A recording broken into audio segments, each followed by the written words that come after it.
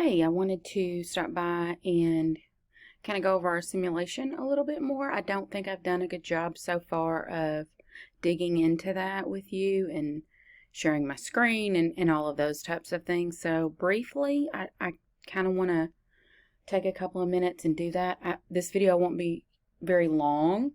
One, I know you're not going to watch it if it's too long, but two, I would like to just kind of hit some of the high notes. This week we're doing round 2 and 3 in the simulations.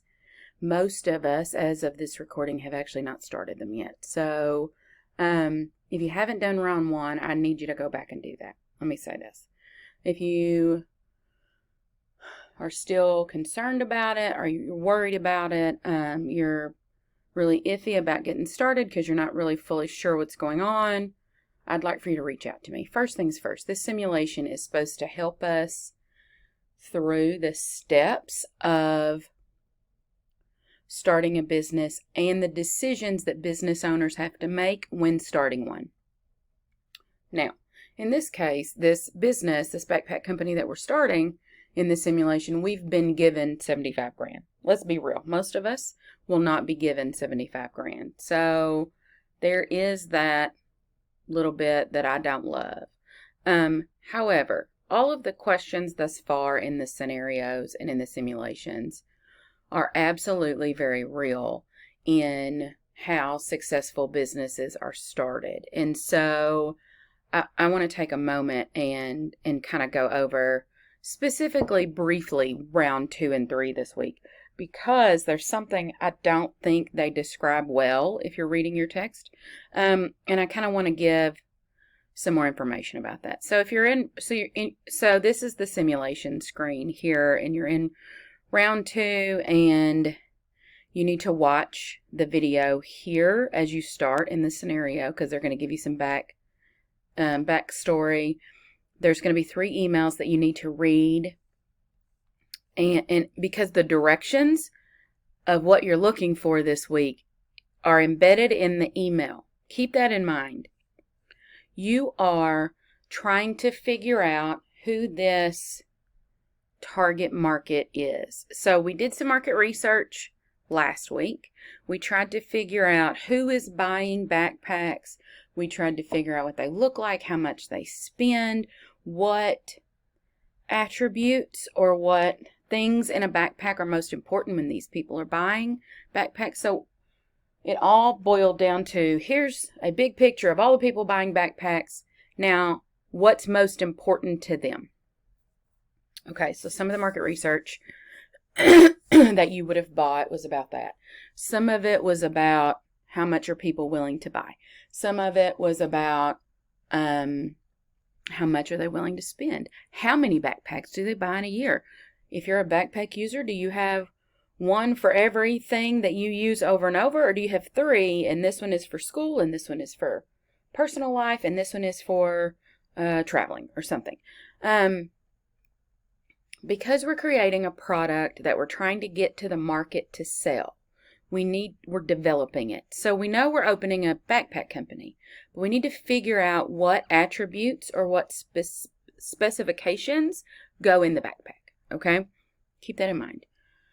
In Carla's email that she's sending you, she's telling you that you need to identify this information, the demographics of who potentially is your customer. Everyone might wear a backpack or own a backpack, but at the end of the day, who is going to wear Bowie's backpack? What do they do with it? What do they look like? How much money do they make? When it comes to the most important items, not items, like the specifications, the things in a backpack, what's the most important? I can tell you I carry a backpack every day. I can tell you it has to have my laptop, it has to carry books, and I've got to have an area for personal things, because I don't also carry a purse when I carry a backpack. So when I buy one, it's got to have comfortable straps because I'm carrying everything, but it's also got to have multiple compartments because I need to keep them separate. So, like, on a personal level, that's how I would answer these things. You need to, I would take notes during this section, because when I went through it the very first time, I didn't. and then had to constantly keep going back and looking at the questions that I needed to figure out. So as you're going through it, I actually went through it a second time and took notes that time. So hear me. As you're doing this, take notes. I would write down, we need to figure out this information to figure out who our key customers are.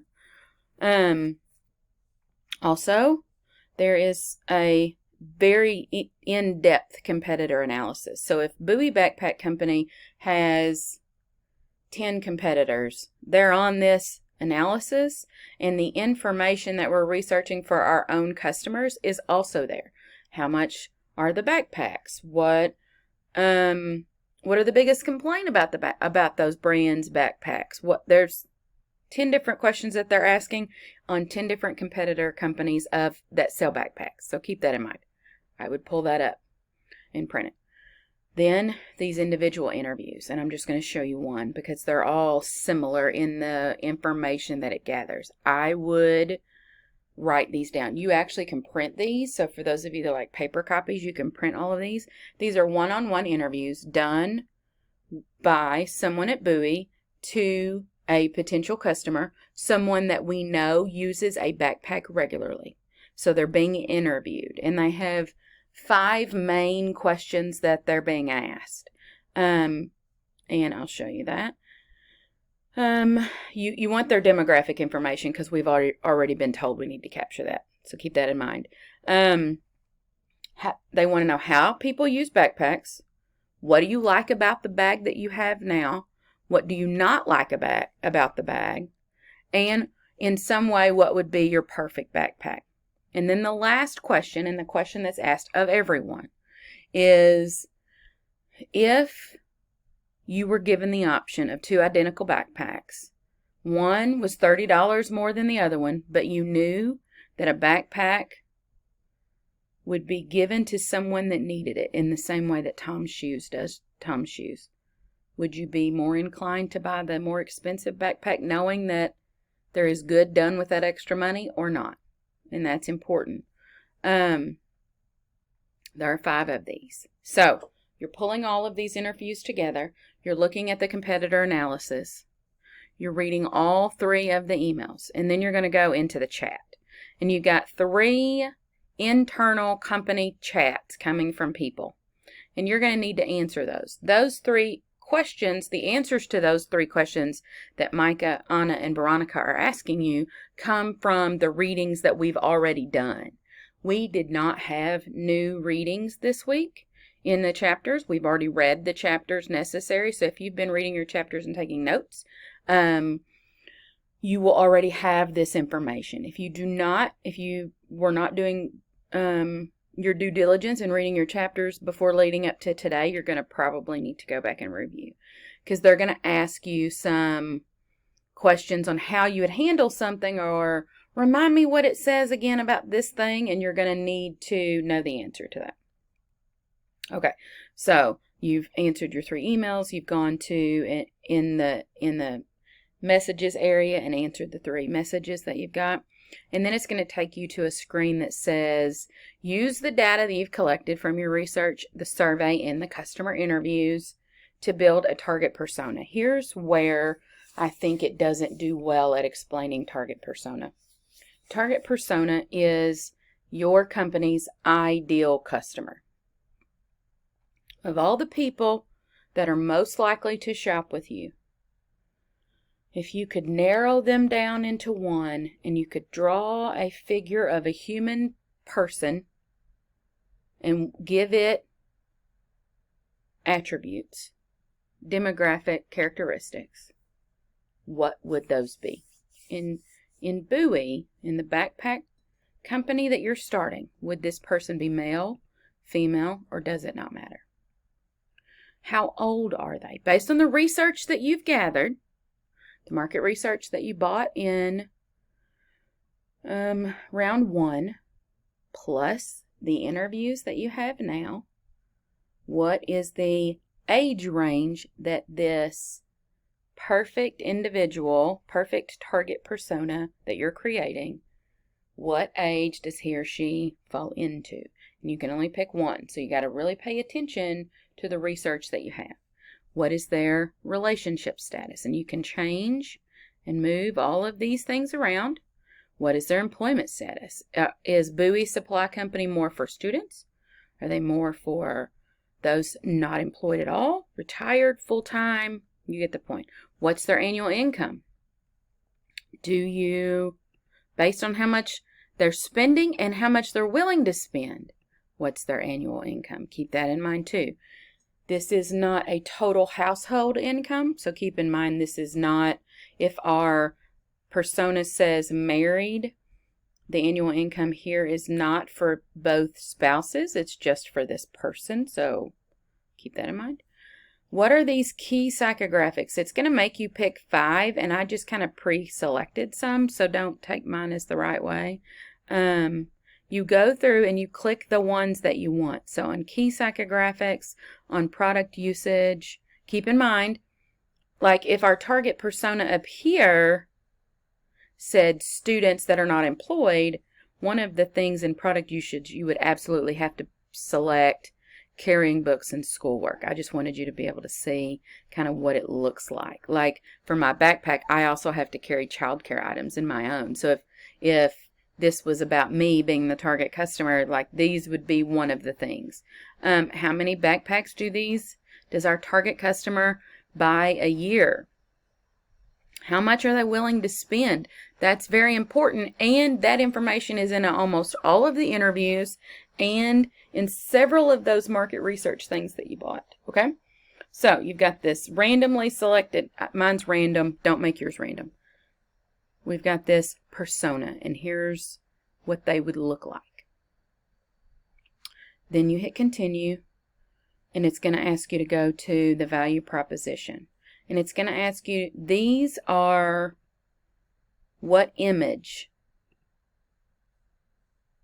What is the image that you would select to showcase the value of our backpacks to that target customer that you just created? What photo? Is it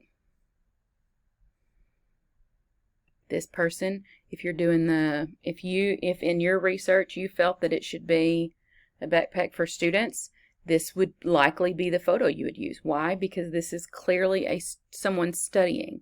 If not, if hiking was kind of your big area that they use backpacks for, this photo may be the one that you select. So what you're doing here is you're selecting an image that personifies this target persona that you just created on the previous screen. So all of these little green boxes, you have to decide which headline that you're going to create on this one. And so I went in and just picked one. Then you're going to pick what are the key attributes. There are 3 of them. Like which one are you selecting? So when you're done with all of that, then you do the run simulation and you let it pop up and it'll give you a score, and it's going to grade you on your research for the target persona. It's going to grade you on your, let me rephrase that. It's going to grade you on how well the target persona that you created matches what the research shows. So keep that in mind. Don't just randomly select things. And I know on my screen I randomly selected it, but I did it for the quickness of the video. So pay attention to what the research says. You can go back and look at your market research and see what the ones that you purchased say.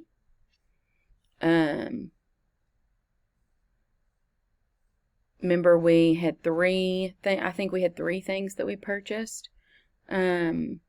Which of the following activities would you typically use a backpack for? So all of this builds on each other. So last week we picked our market research, but we need to actually understand what it says. And so, you know, let's say top 3 things that people are using a backpack for. This screen right here, if you selected that market research right there when you were doing round 1, In this case, it was hiking, camping, and traveling were the top 3 here. I would have put hiking and camping in the same category. So number 4 would have been going to the gym. And number 5 looks like it would have been boating on the lake. So either way, that's still traveling and going and doing. This one says if you were to describe your ideal backpack in one word, what would it be? Spacious, durable, inexpensive.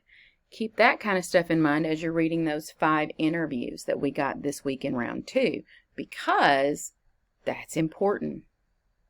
All right, so this was round 2. I will do another brief video for round 3 to